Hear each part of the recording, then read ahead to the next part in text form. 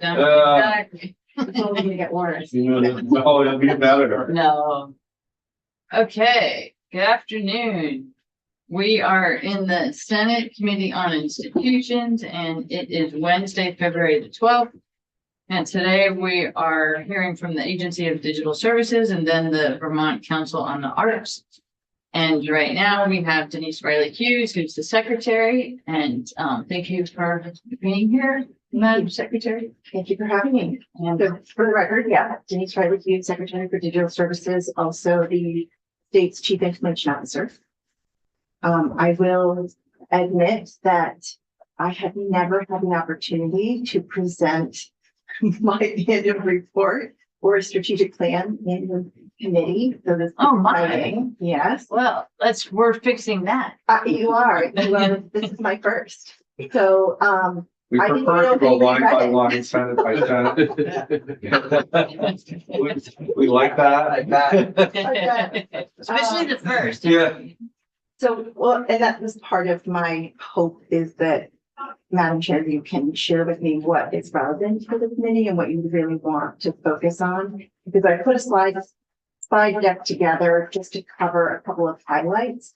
But if it's not relevant for the interests of the committee, I would be happy to. No, definitely let's start with the slides. But because I didn't know it was the first time for you, but it's the first time for us. Excellent. So I think we should let our imaginations go Perfect. and just if we're curious about something, we should not hesitate to ask questions, and we'll have other opportunities. Like I don't want to think that this is the only time that we're going to be referencing this report, because there's a lot in it. There's a lot. Yes. There's a lot in it, and I believe it keeps on growing. This is my second opportunity to update the report. The structure of it has stayed relatively the same through the third CIO, third agency. And there's definitely some opportunity for improvements, and maybe even for additional information if what's in here, which is also based on required by statute, needs further clarity or clarification. I'm happy to make modifications for additional detail. Okay, and so actually, let's step back a little bit, and I'm glad again that you said this is your first time. We're all new to this area in state government, and so it would be helpful to know, were there specific concerns? It's logical to have an annual report, definitely. And so when you were, if you were here when the report was initiated, what were the reasons behind the report? Was there any sort of focus? I wasn't here. Okay. So What's your I have to look understanding at it of from the purpose? it is based under statute around reporting records and review requirements. And so Okay. there's a list of 9 items that the report is required to have. And so performance metrics and trends, and that's one of those areas that as we go to maturing our operating model, that we look to see some better changes in that space. And so we're working with the Chief Performance Office along with what we'll talk about here on what is performance when it comes to the Agency of Digital Services, what services and what technology offerings do we provide that we can actually drive metrics on.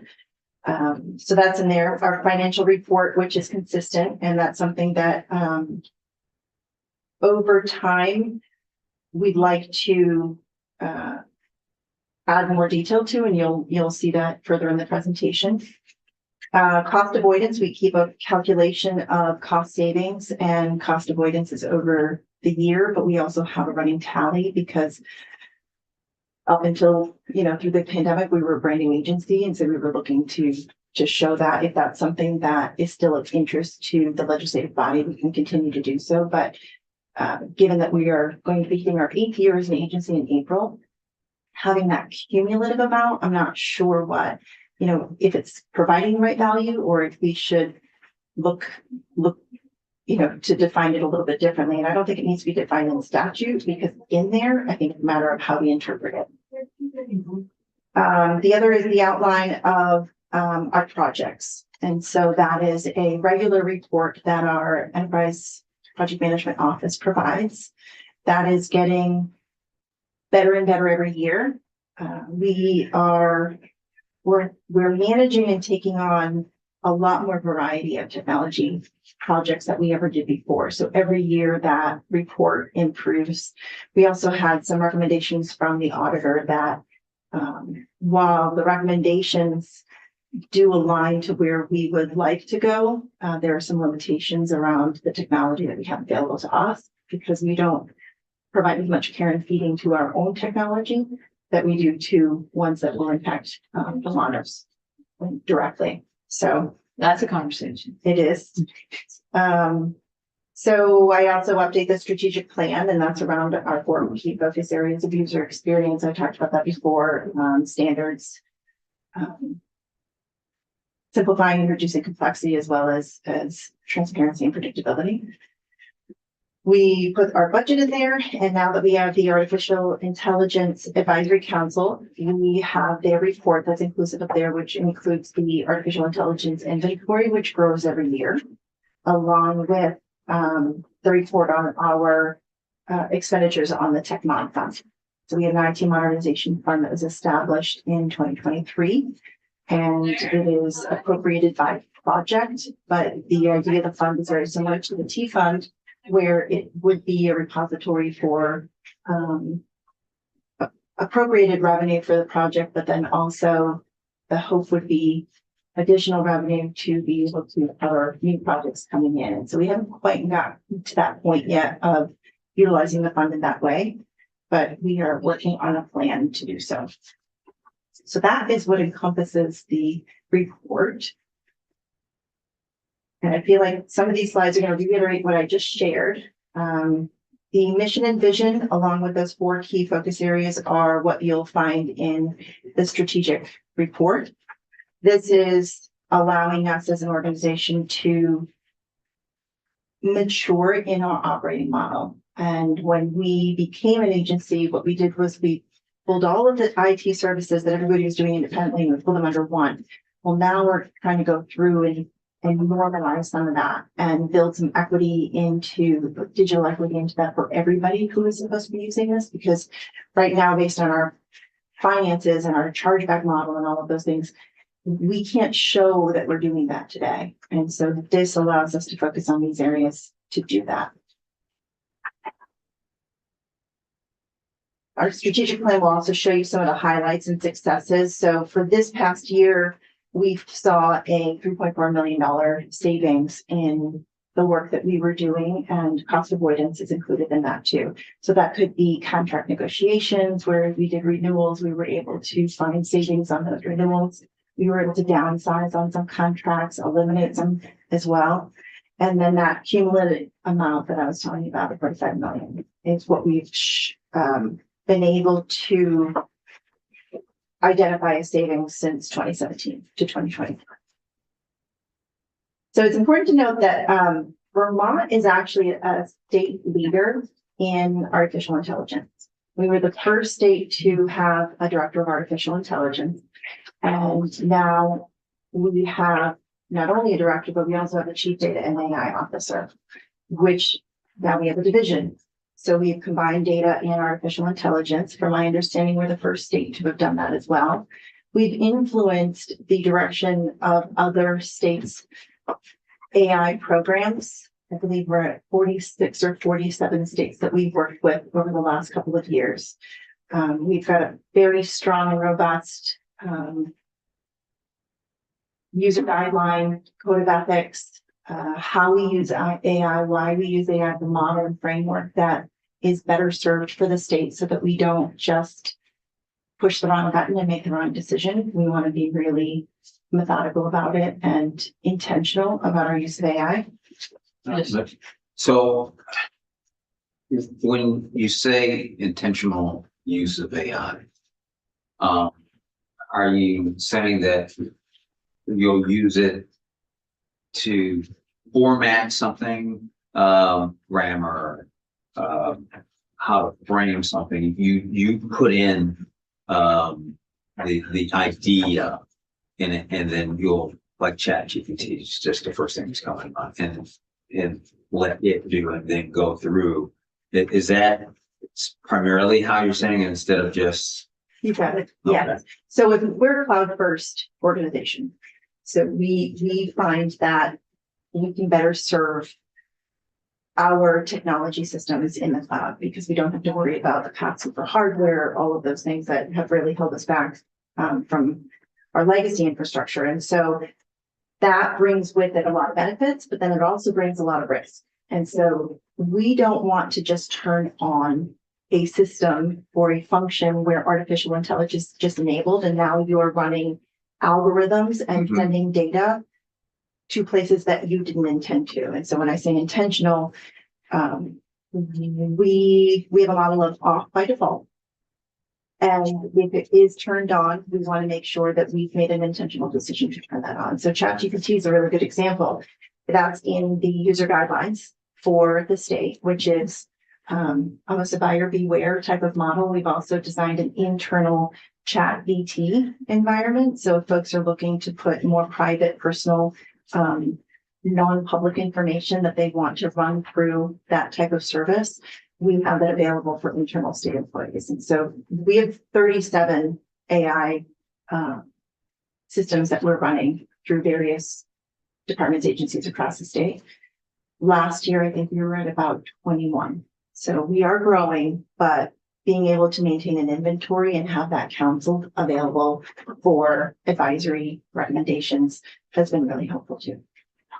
Yes, all right. Madam Secretary, that sounds like a hard question, but it's not, I'm not looking for a hard answer. Just because we are new in this technology and just so that as we get going, we're understanding what the dialogue is, what the talk is. What's happened why is AI like now? I mean, for all the time that it's been, I mean, we've had the internet now for 25 years. What happened to where now we're all of a sudden at AI? I mean, what is it? Was it software? It just never developed before? Or is there an easy answer to that? The easy answer that would probably require further discussion is we have the compute capacity for it now. The algorithms have allowed, and the mathematics behind AI have allowed it to be that. And now that we have the capacity for the consumption and you have these mass public cloud data centers, we have the capacity for it. Okay. That's fair enough right now. So let's actually go into a little bit of AI that's in the plan. Okay. If nobody objects, because this is something I'd really like to see examples and you have examples. Yeah. So, a fair amount of these are roadway things. So, I mean, pavement condition classification, that's, I don't know what would be most interesting to folks, but let's look at 2 or 3 of these Sure. now, if you don't mind, AOT. or we can come back. Sure. Agency of Transportation was actually the first agency to come to us. And that use case that was brought forward to the Agency of Digital Services is the one that started this whole conversation. So we had an AI task force that was created that preceded, well, my words aren't working, that came before the Yeah. AI Council. And that works, yeah. It's not even Friday. And so the task force came up with basically the framework. How do we do this in government and how do we do this for Vermonters? And so the use case was around the signage that AOT has to manage from an inventory standpoint. Okay, that's on page 19 for folks. Okay, perfect. I don't even remember which page number because You should not have to remember. because it's really Okay. it's where it birthed for us. Okay, And coming up with the challenge and the need, they had people that were going out there and trying to, hand write it. And now there was an opportunity to be able to identify it based on algorithm. And it cut their processing time down dramatically and allowed them to actually build that automation into the identification of that signage or the need for replacement of that or whatever it may be. And then it started taking on more workloads and more areas of identification. So those are kind of the simple ones. That was one of the first. Yeah, so let's even be more simple on this, just so classify signs, this would be a stop sign, yield signs, speed limit signs, Right. and they have little codes on the back of the sign. I expect is what you're talking about, and so they would have a camera, some piece of machinery that would have a camera, and then the status of the location of the sign, maybe the condition of the sign or how old it is put into the system, Correct. right? And Right. so then we have an inventory. Right. So like that one's pretty, Simple. yeah, so but it's good for us to understand that it counts as AI It does. because. It does automation. So Okay, it's machine automation. okay, So there's different types of artificial intelligence. You have machine learning that you've heard about. There's automation. We're not talking about quantum computing now, but that'll be something Thank you. like that. right, well, but if we Yeah. know the building blocks and so from signs, it Mhm. looks like we're not yet doing guardrails or pavement markings. The pavement markings, those go away every couple of years, so that might not be a good use of our time, but guardrails Absolutely. are really And important. so for an agency that has only so few staff to be able to automate some decision making through the work that they're trying to do, so that one, there's always going to be a human in the loop. So there's, as Josiah, our chief data and AI officer, likes to say, don't be the extension of the robot. Let the robot be the extension of you. Mhm. That's our philosophy in the use of AI. So we don't want to just turn it on and then have it go wild. We want to make sure that it's turned on. So there's no active chat service that we've turned on making decisions for people around eligibility. That is not a use case that we are looking to light up today, because we need to make sure that the system can have accuracy in its results, but it also isn't dangerous. So you don't want an automated system making a decision around somebody's eligibility. But what you may want to do when we talk about constituents is be able to say, hey, you might be eligible for this. Look at all of these programs you might have available. That's a better use of effective AI for constituents than it would be a denial of unemployment insurance claim. We Sure. don't want AI to do that. And hopefully we did, our labor system has Right. had issues that did deny. Yeah, I don't know if you call it AI, but it was AI. an imperfect Yeah. system. yeah, And I think it still is, right? We're still we're working in the on the middle replacement. of replacing it. Yes, the project is started. So is there another example, like something I'm thinking might be a good example is Be Realize operations? That's a health network. That might be an interesting one to know more about. If you're prepared to,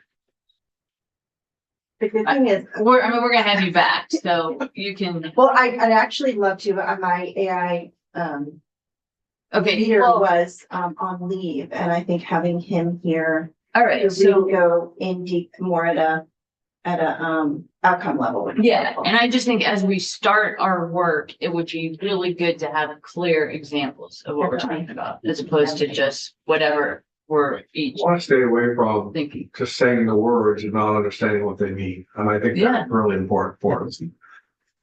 Yeah, okay, Without getting into the weeds so much that then we can't talk about it. 'cause we Right, don't know what right. it's at. exactly, but just knowing, Yeah, Yeah. we don't need to learn algebra today, just No. enough to where if we were to present a bill on the floor, to know what we're talking about. and to make good decisions. So just knowing that inventory is a great thing for AI, because it's not making decisions, it's just Correct, documenting. correct. That's good, and so we Connecting to a global system, that would be where I would be concerned about artificial intelligence. And Okay. once it's connecting data that is cleansed and not sensitive and no PII, or could be reconstituted PII. So being able to have secure data controls, and PII is personal. personally identifiable Okay. information. Being able to have those controls is huge. So we want to know where the data sets are. We want to be able to put some guardrails around those data sets, contain them, block them, so that if we do decide, let's say there's a data, everybody says the word data lake, data warehouse, but if there's a data set that we're looking to connect a system to and we want to run automated decision making or automated machine learning into it, we don't want it to be information that you can layer on another subset and reconstitute that information to become sensitive. So there's a lot of ethics around artificial intelligence that have to be considered. I'm unaware of any legislation in any state that's in place specifically around the controls of AI. And so I would highly recommend reading the Code of Ethics and also the user guidelines, which is what the executive branch and elected offices are required to adopt. It is not, it would have to be chosen to be adopted by legislative body and judiciary. But those guidelines are they're simple, they're in plain language. It's easy to understand why we would do it, when we would do it. And I think that would be a good starting point to know what our framework and modeling is. How we enable and the framework that we choose is also going to end up determining the partners out there that we engage with. There are some partners who do not disclose that AI is being used. That goes against our Code of Ethics. Okay, so that's, Want notification. all right, and that's part of our data privacy work that Some of we're it. doing. You Yeah. want to know that you're interfacing with a robot. You don't Yeah. want it to be a secret. Yeah, or even if it's not a robot, it's your personal, that's a whole That's a other whole other, discussion. yes. So I was just looking to see if if the documents that you referenced are in this report. I don't know if they are, but if they're not, send them to us, please. So in this presentation, there's links. There's a link to it. where they are, Oh, okay. but I can send them. as Thank well. Well, that's okay. Well, let's go back to the presentation and thank you for the diversion. It will be helpful to the future. Before we jump, the AI Code of Ethics in the handbook, was that put together through rulemaking or was it just ADS? It was put together with the support of the council. The council adopted it and therefore the Yeah, I agency. just want to know if adopted it. it was an MPA. No, Yeah, no. thanks. And I think with something like this, given that it's such an ever-changing landscape, having a code of ethics and having a guideline and even having a policy, like an administrative policy makes sense. But if once we put it in legislative language, see, I'm struggling, No worries. that it's already outdated. And so we want to make sure that it stays generalized enough that it doesn't hurt us down the line because we missed something. Right. Yes. I guess that's what you kind of just said is what quite frankly scares me. It is very difficult to keep up with it, you know. How do you do that? Great secret. She loves that. Yeah, and you can Use AI. Yeah. So there's a level of risk management Yeah. and there's also you gotta say no. We gotta say no sometimes. It's a marathon. So I would say that we all try to keep up and being able to have some of our communities of practice and some of our, other states that we work with too, to try to make sure that we're not behind, but we're always behind the bad guys. When it comes to, if you don't think like a bad guy, you don't know how they're going to come in. And so that's one area of artificial intelligence right now that our security office is actively working on. And we work with Homeland Security, the FBI, we work with Vermont Intelligence Center around who are the bad actors, what are they doing, and how do we avoid that? And it's not easy, but it is fun if you like this kind of Yeah, stuff. yeah. But I don't even know how you would even print anything to have, because what, you're gonna print that thing, and as you said, tomorrow it's outdated, so it's almost like, no, if you wanna see where it is, you gotta go here, you gotta go to this link, because we just updated this 4 times today and 3 times tomorrow, and that's where it is, because that's already outdated. Yeah. But disclosure, I call it disclosure. If you were a lawyer, you probably wouldn't use that word, but notifying a user that AI is in use for their data and about them is really, really important. And I don't think that the industry is there. I don't think the industry is telling users when AI is in use. And so that's why we put those walls up and those barriers up. And TikTok is a good example where we have a security policy where you cannot have the app on a state device. You can use it. We're not going to tell you to use it or not. It's just people need to when it comes to the information that they need to access for state services. However, we know what that algorithm does and we know what that tool does, and it is going to it has the likelihood of compromising data on state devices. So we block it. Okay, That's a good example. yeah, great example. So yeah, we're very proud of our progress in AI, and we engage quite a bit with the vendor community, a lot of the big tech companies as well, because I think they are struggling on the monetization of it, and we're not going to pay for something that we're not going to use either. So we would like to get ahead of that so that we're not priced out of the use of technology either. We often don't talk about the projects that we work on, but we do work on a lot. So any of the tech projects that are happening across the states, we are managing either through our PMO with our own staff. And so Summer EBT is at the top of the list. With the Agency of Digital Services, we manage, we house the data, and we enable access to the data for the agency. The agencies own their data, but we're doing it for everybody. And so when you have one agency over here that has some of the data and another agency over here that has some of the data, but there's no ability for them to work together. That's what we became for Summer EBT. So we pulled AHS and AOE together. They So had all the information. What is summer? Yeah, So Summer EBT was it's an out of band EBT program that issues benefits to eligible children, families eligible children during the summer. And oh, is that the summer food program?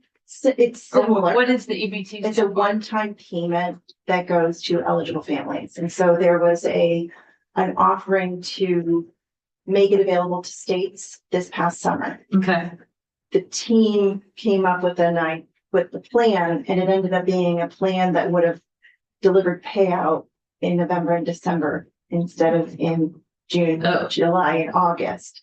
And so we realized that that's not feasible and that's not going to work. And so we worked with we pulled our data team in, we pulled our project management office team in, and we worked with AHS and AOE and ended up delivering this in under 12 weeks. So first payments went out the 1st of July, and the last payment went out middle of August. So 40,000 children had benefits issued to their families in the summer months. that's great. And so for us, that is success because Yeah. we didn't over architect, we didn't overthink, we really focused on the impact to the community and the most vulnerable Vermonters. And so that was a big success for us.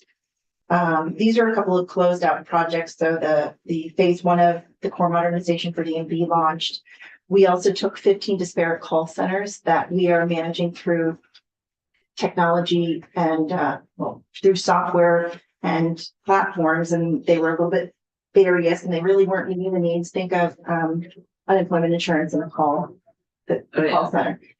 We moved 15 of them over. I think it took us 4 months to do so. Put them over to a new platform that's cloud hosted. There is going to be AI enablement if we choose, but where it's turned off for now. But it allows for a consistent user experience for Vermonters because they're calling into the same systems and the same systems routing all of those calls effectively. But also when they call in, those call centers all have the ability to have similar management, and the other platforms will do that for us. So are those call centers our employees, like the state employees? Yes. So, and are they physically in Vermont? Yes. Okay, so are those the ones, because we talked about this in transportation a little bit today. I think there's Are they those? there is a DMV call center, yeah. And Okay, there's, so there are other there's a call couple centers. AHS, there's the VDOL call center, we have our help desk call center. So we were one of the customers of our own. Oh, in that good. Process, Yes, okay, and those are all in Vermont? yes. Great, okay. And EBT is electronic benefit transfer. Thank you. And so is that the card? Yes. Okay, thank you, thank you. Yeah. Good.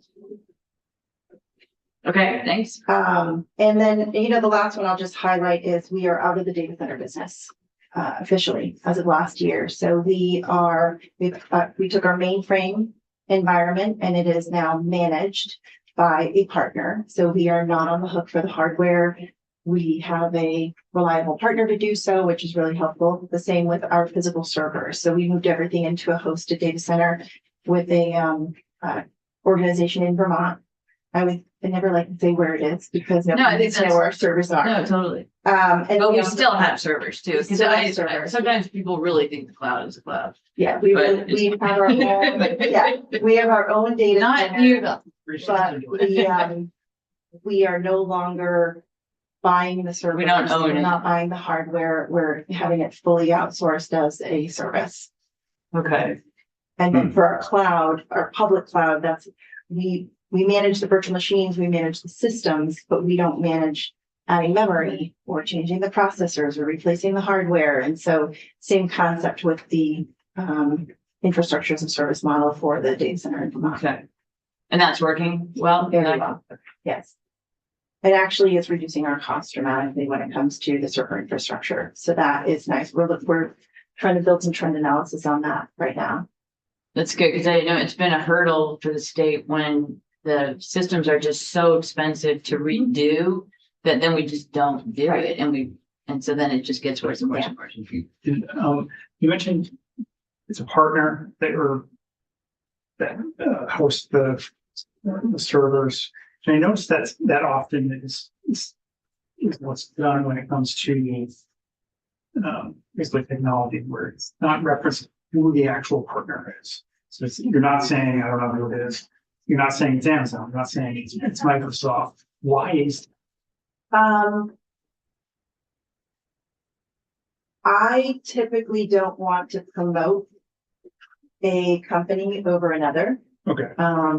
But also from a security standpoint, I don't need the world to know, and we're on YouTube and everybody has access to it. And so the minute somebody finds out we have something and where it is, and I give the IP range, they're gonna want to try to attack it. So that's the other piece is that it's the information's available, Yeah. but I Thank you for explaining that, because it always felt like something's being hidden. I'm yeah. not telling you because it's something. It is. No, but It's being I hidden for a there's- reason yeah, that you just said. correct. We're not And telling we you. actually, there's an AG, I don't know if it's a law or a requirement, but we cannot, promote a vendor for their service, under the Vermont brand. And so it's easier to just not talk about the company. Makes sense. Good question. It's better not to, so you don't accidentally. mention Well, we can. it. I know that That will tell from you my that. other. No, that's fine. So this is where I get a little geeky.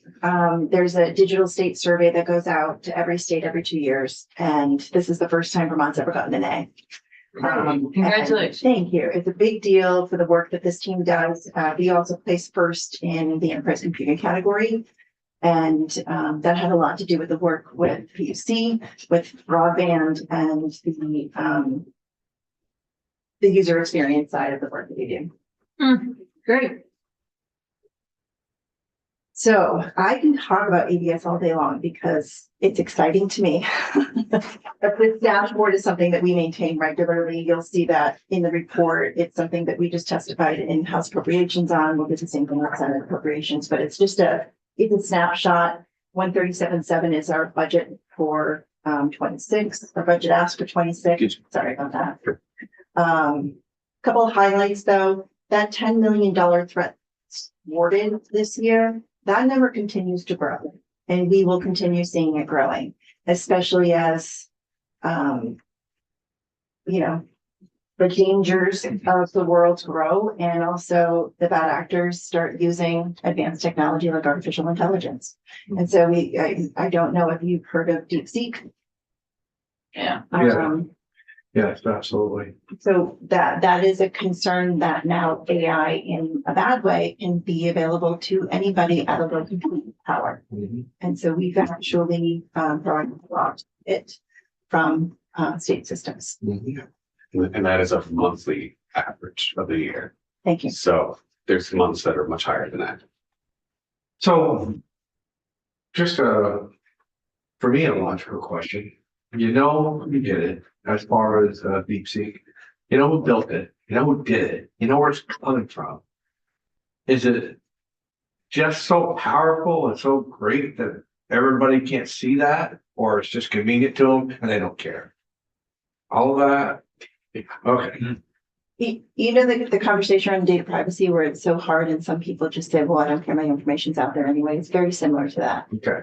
Is that when you don't understand the power and the dangers that exist, it's no big deal. But we know in reality, it is a big deal. It is a big deal. I guess that's kind of my thing with TikTok.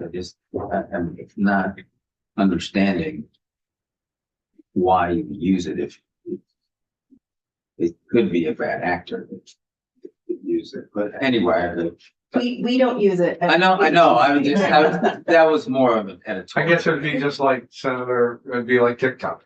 You know the dangers of it. Yeah. Every government's banned it. But yeah, it still has a market that's phenomenal as far as where it's at. And in fact, they're even talking about now as far as, the United States had a chance to ban it, but they don't want to ban it. They want to, the new administration wants to figure a way to get a piece of it.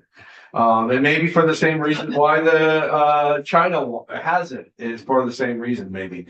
So, I mean, that's who knows what it is, but it's dangerous. You know what it is, but yeah, it's got all these active users on it. It's entertainment, is what it is. I've never been on it. Yeah, no, it just has videos. I mean, but anyway. We'll be talking about this a lot more, I believe. Yes, so I'm more concerned with the cyber threats. Yes. Can you expound on that? It's a pretty diverse list of what types they are. So they could be user account compromises, they could be successful phishing attempts, they could be denial of service attacks on the website, they could be attempted hacks that have come into specific systems. They could be any number of things. We've really improved our security posture over the last, I would say, year and a half, 2 years. We've got, we've been able to make some investments into a monitoring engine as well as a support, a third-party partner that we work with that can help tell us when things are happening. So, the Change Healthcare breach, the PowerSchool breach, the things that are happening, maybe not in our system, but in the ecosystem, that's really important to us too. That's why we work so closely with the VIC, is that although it may not be a state system, what if it's connected to a state system? Or what if it's connected to users in Vermont who may have to access state systems? And so if we let it, it would keep us up all night, but we can't. We can just try to do our best and try to build the zero trust model, which is assume breach, assume threat. And if you do that, then you don't trust anything coming in. And it's going to force people to have two-factor authentication. It's going to force them to use state devices when they want to access state systems. And it's also going to have to put an added layer of security and protection on users and Vermonters that need to access state systems. So it may seem like an inconvenience to be able to have to create your profile on the DMV system, and then all of a sudden you have to get a code to make sure that it's you. Yes. And we're not going to compromise security. So one other question while we're right here, and again, don't let me get you into the weeds of it. Because I don't want to. When a simple hack on Facebook, it's all, oh, your account's been hacked. Oh, I reset my password. they're just trying to open a door to get further. That's all they're trying to do. They're just that, or they just want to be mean, or there's gotta be a nefarious thing because they're just trying to get more information about you. Is that, for the most part? Most of those are spoofing, where they'll create a mirrored account. They'll take your profile picture, and sometimes it's to get a hold of your contact list. It's to get some personal information from you. It's to do all sorts of things that don't seem obvious up front, but Nefarious intent. and sometimes it's just to be mean. It's just so chaos. Yeah. Yeah, I yeah, don't know another way to say it. no, yes.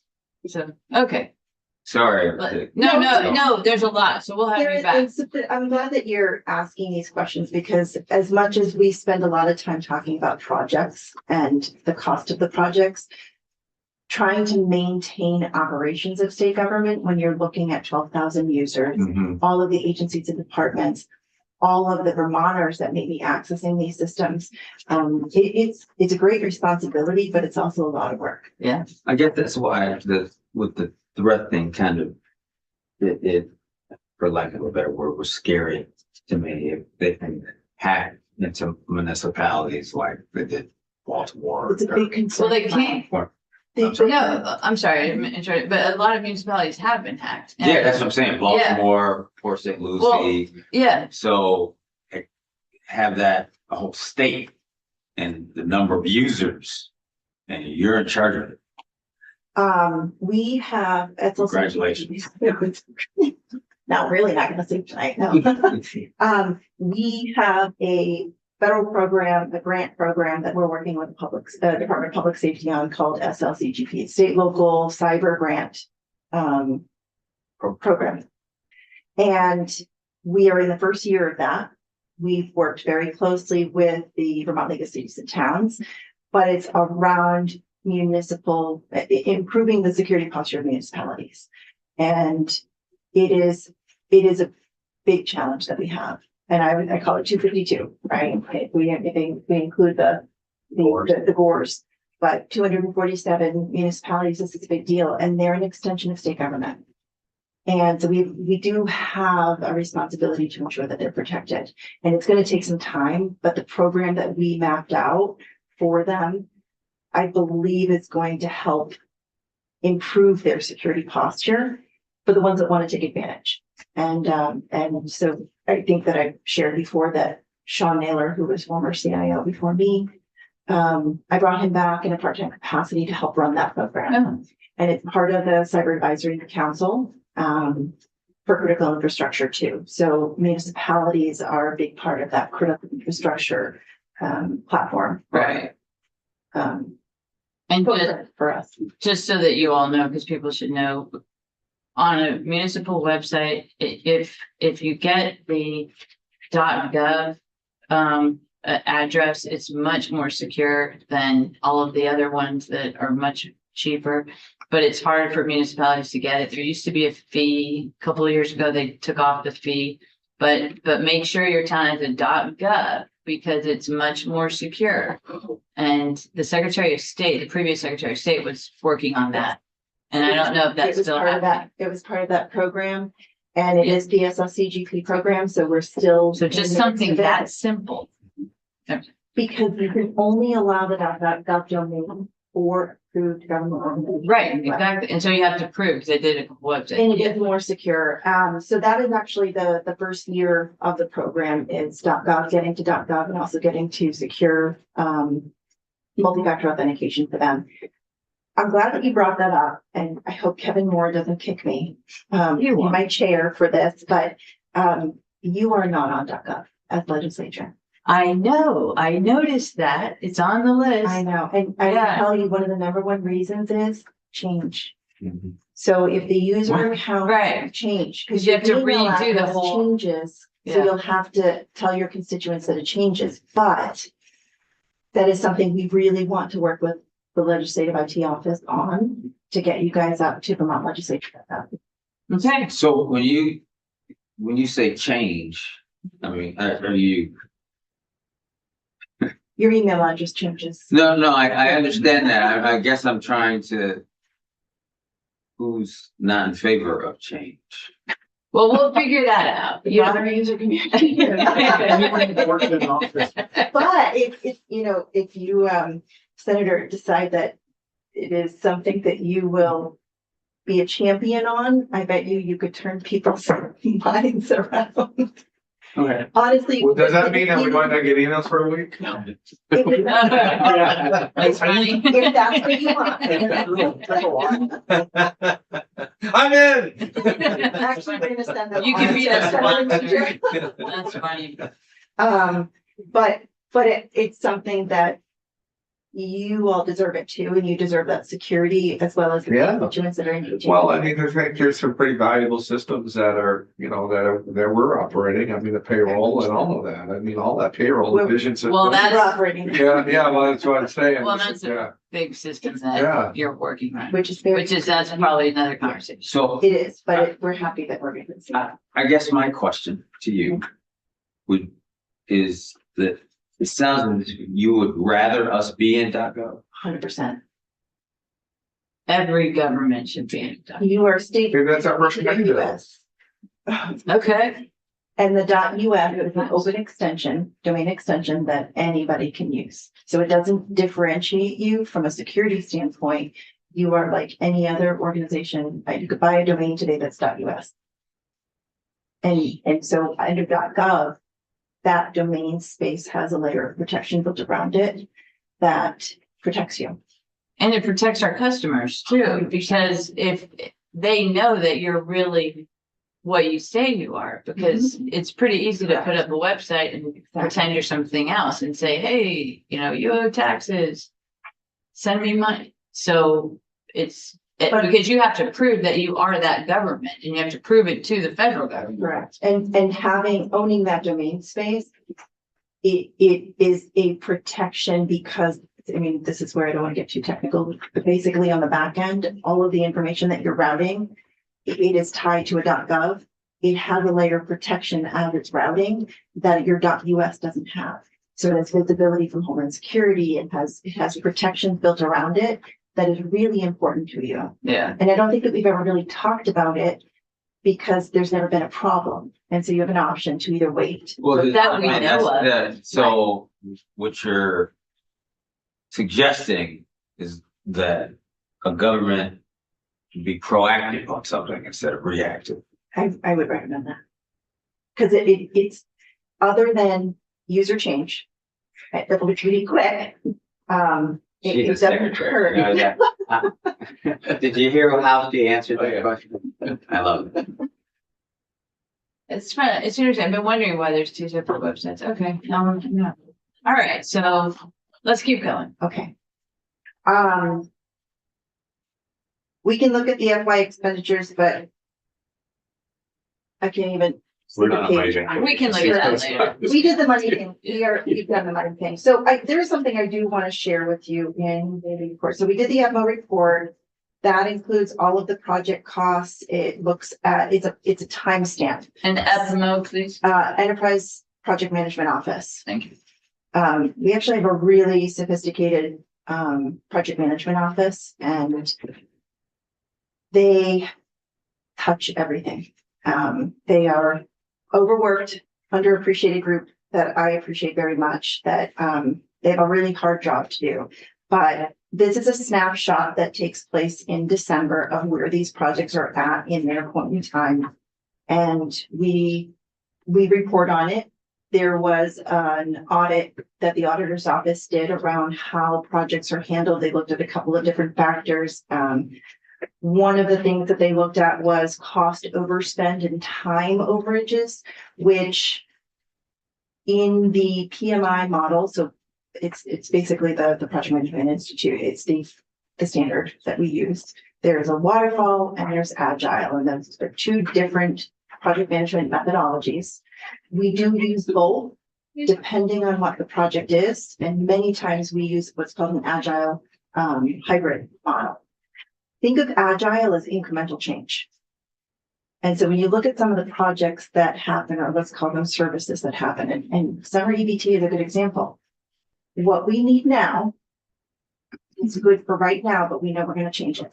And then we know we're gonna change it, and we know we're gonna add on it. So it's that incremental change that they're managing throughout the term of the project. So it may have started in 2022, but now the new end date, because they're working on the next incremental change, is 2025. That's okay. That's how the methodology is supposed to work. Now, what legislature would like to see on, let's say, a dashboard, which is a static point in time, is really the success of the project. Is it working? Is it not working? And so we're in the process of trying to upgrade our project management tool. So you'll see in a lot of the funding and money and projects that we're doing is that none of them are ADS projects. So we've not made much investment in our own infrastructure because we're putting care and feeding it to everybody else. Interesting. And so if we looked at trend analysis on projects, we don't have the utilities to be able to do that today. So as much as we may want to do it, we can't. And it's going to take some time and it's going to take money. And that's why with standards and being able to start reducing some of the complexity gives us a chance to document on paper, this is how we have to do things. And now we can prove that we've outgrown our current systems. And right now it's just, it's all over the place. As far as managing our budget on spreadsheets, trying to do financial reconciliation of things through vision on spreadsheets where we have outgrown our current ERP system by years. And so we've outgrown our IT foundational systems. And so we're right now working on what it would take to replace them. Okay. So I've been spending the last 2 years doing this. We do have independent reviews. So independent reviews are done at every project that meets over $1 million. Those Who does those? I'm sorry. Those are done by a third party independent organization. We've got a retainer contract pool that we solicit these RFPs from, and we've got about 4 or 5 different organizations that regularly will be awarded those independent reviews. We can do them at any point in time, but it's easier to do them before we sign a contract.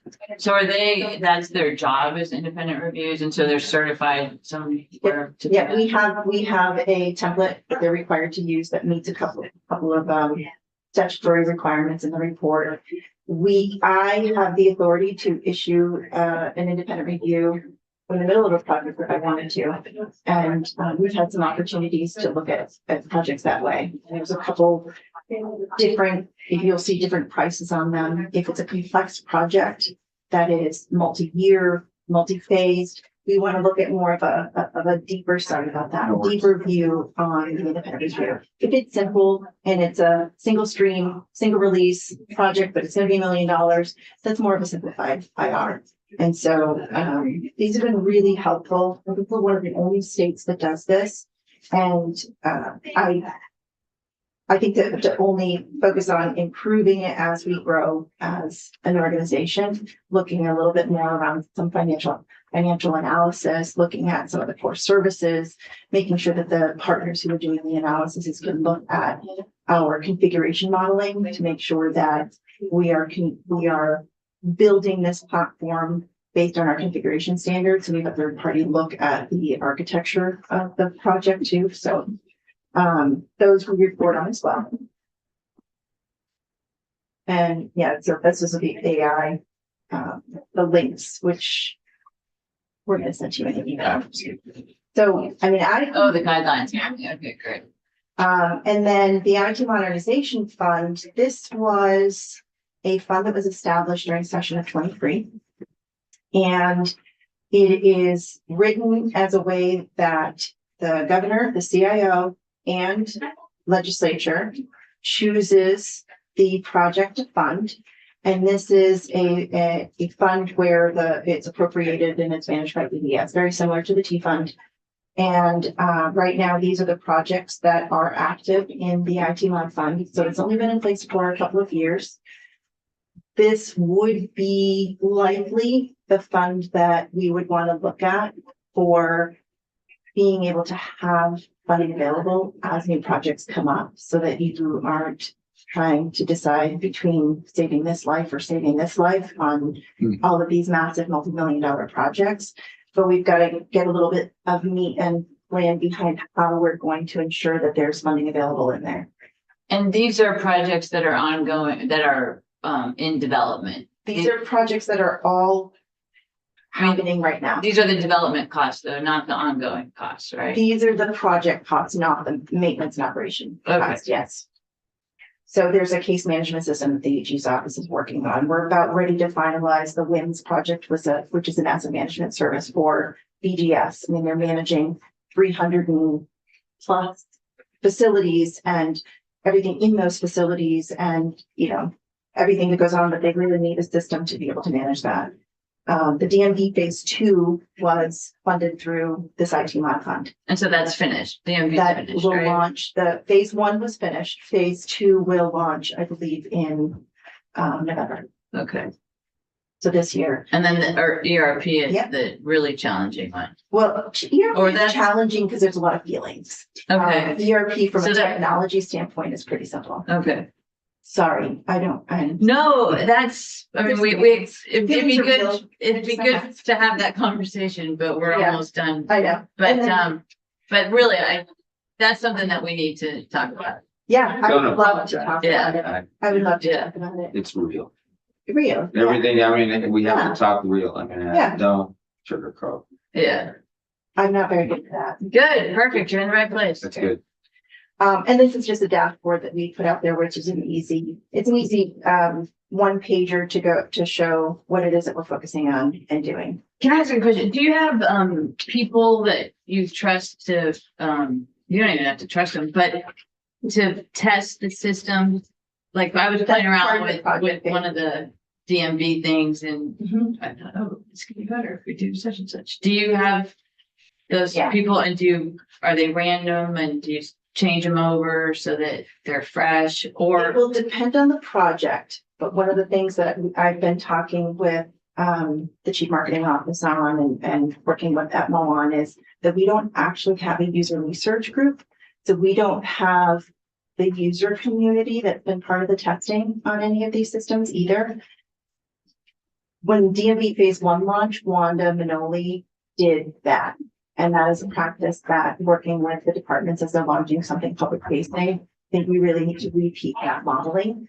But we've got to work with the agencies on that because we're not public facing. Right, no, I understand. And so what about, But yeah, consumer satisfaction surveys? Those, correct. I don't Those see are not those. regular practice. Okay, But something that as we continue maturing is on the list. so you could make it easier for the agencies to handle that. Yes. Install those Yeah. and hopefully have the same kind of. Yeah.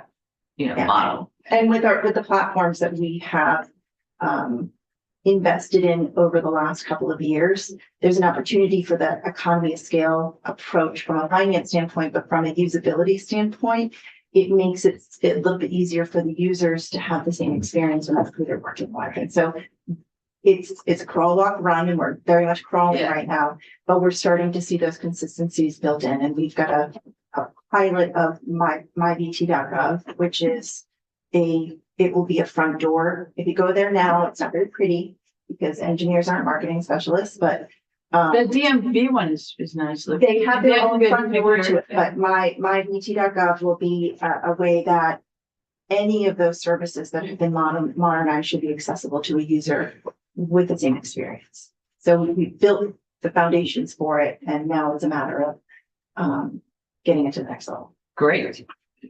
And I'm sorry to go back to this .gov thing. Do we get a cost of how much it would be to change those? We can talk. I'll work with Kevin. Okay. I think it would be more of a plan and maybe an impact analysis and buy-in, but there's a way to make it easy. And for a town, it's not hard. I mean, it's not costly. It's So people have We're to do hoping the the paper. grant, we're hoping the grant would cover a lot of those costs for them. Okay, yeah, for a while we had to pay for it, but then it became free, and I thought that was the Secretary of State. Well, Just we the have changeover. A couple of towns in our domain space, so they're like Oh. town.vermont.gov, Okay, and well, that's not feasible. okay. Because the data and content is maintained, so it adds some risk unnecessarily. No, and I wouldn't suggest that. Yeah. Yeah. Okay, good. Are we- Well, Secretary, that was fun. Yeah. It really was. No, it really was. Very helpful, very fun. Appreciate you taking all the questions because they gotta be so simple to you, but they're Oh, complex no. to us. So, but thank you. Yeah, I enjoy this. Mm. We've got a really great team I at think the yes. agency, and they're doing a lot of hard work. But, and they're the unsung heroes sometimes. So it's nice when I get a chance to talk about the good work. Yeah. they do. So thank you. Definitely. And bring them with you whenever you. You're kind of shy. Bring They don't love us so very often. Yeah, we'll see him on TikTok. Down in the dark spaces. Okay. I do appreciate that. All right, well, good. Well, we are adjourned.